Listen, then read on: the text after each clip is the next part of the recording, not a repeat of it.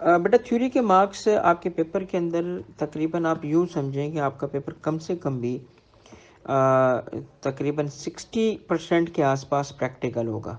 ठीक है, तो 60% अगर आपका प्रैक्टिकल है तो रिमेनिंग जो 40% होगा वो किसी न किसी हिसाब से थ्योरी या सिनारियो बेस्ड सवाल होते हैं। अब थ्योरी के कितने मार्क्स एक्सपेक्टेड होते हैं, अगर आप पास का ट्रेंड उठा के देखें तो चैप्टर 1 to 3 में से तकरीबन 6 to 8 मार्क्स की थ्योरी आ सकती है। वैसे आईकेप के ग्रेड के हिसाब से उसके वेटेज 10 मार्क्स तक का है, मगर रिसेंटली उसके नंबर बड़े कम आ रहे हैं, तो 6 मार्क्स कम से कम या 8 मार्क्स तक सवाल बनता है।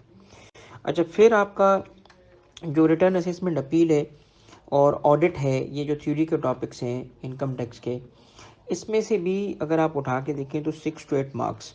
ठीक है, तो ये अगर मैं लोअर साइड पे जाऊं तो 6 मार्क्स और 6 मार्क्स ये हो गए तकरीबन 12।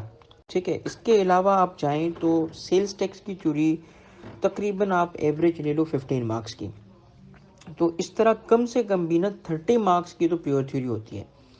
फिर अगर आप आए तो कोई 8-10 नंबर का एक सिनारियो बेस्ड सवाल होगा, और ये अगर सारे मिला लें तो तकरीबन वही 40% के करीब जो है वो थ्योरी बन जाती है। रिमेनिंग जो होगा वो न्यूमेरिकल होगा, तकरीबन 55 to 60 मार्क्स का न्यूमेरिकल होता है। इनकम टैक्स में 2 मेजर सवाल और एक माइनर, और सेल्स टैक्स में एक सवाल न्यूमेरिकल का बनता है। कुल मिला के ये तकरीबन 55 to 60 मार्क्स के न्यूमेरिकल होते हैं और रिमेनिंग थ्योरी और सिनारियो बेस्ड सवाल होंगे।